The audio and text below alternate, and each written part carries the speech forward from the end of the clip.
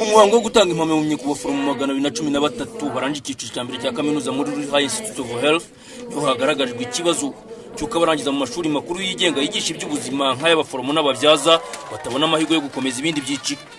Umuyobozi waryo waje neza Pauline yabaranje mu ishuri rikuru ry'ubuzima rya Ruri mu karere ka Gakenke bavuze ko ari inzitizi ikomeye cyane ku bashaka gutera intambwe kuko kwiga bihoraho ari nayo mpamvu basaba igiciro cya A0.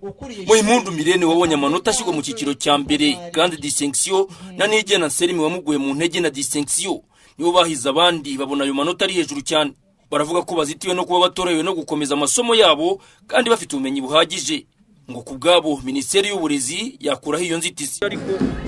Nkangiye wabonye grand distinction by'ukuri icyo nasaba ari heke ari Minisiteri y'Uburezi nuko yadufasha ikatwongeraho A0 kuko yenze kuba A0 iri hano ngene rwitarongeraho umwaka umwe ngatangira A0 ariko ninjye handi bishaka konsaba imyaka 2 cyangwa umwaka umwe n'imisago kandi by'umwihariko ari naho basaba experience y'imyaka 2 uri mu kazi kugira ngo baguha gukomeza A0.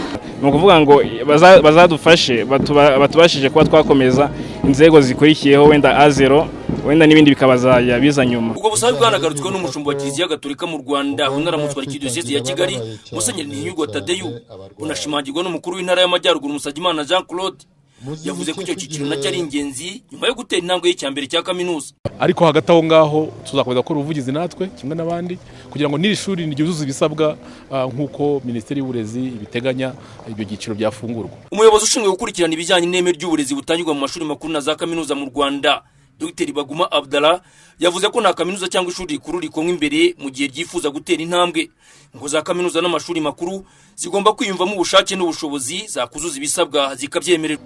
Icyambere dushingira ku masomo akenewe mu gihugu ajyanye n'iterambere aho rigomba kugana. Aya masomo bigisha hano arakenewe. Ubu nukuvuga tufite amasomo iyo arahari ahubwo kongeramo umubare w'abanyeshuri n'ibisabo.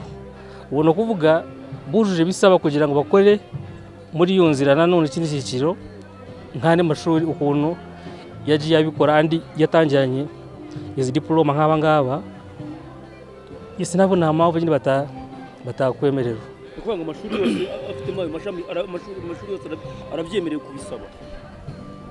Iyo uvuze gusaba ikeretse waranditse ngo wowe nuzasabe no kuvuga ngo hari ikintu cyitwa gusaba hari n'inzira binyuramo kandi nta hantu handitse ngo iri shuri ntabwo rishobora gusaba. Uyu muyobozi yakomeje no ku kibazo kimaze iminsi kivugwa cy'abarangiza mu mashuri y'abaforomo n'ababyaza nyamara bagatsindwa n'ibizamini bigiza mu rugaga rwabo ngo ni ikibazo Minisiteri y'Uburezi igiye guhagurukira izakiganireho n'izindi nzego zose bireba kugira ngo harebwe aho bipfira kuko umubare muto w'abatsinda icyo kizamini kandi cyitwa ko bize bagahaga impamyabumenyi uteye urujijo.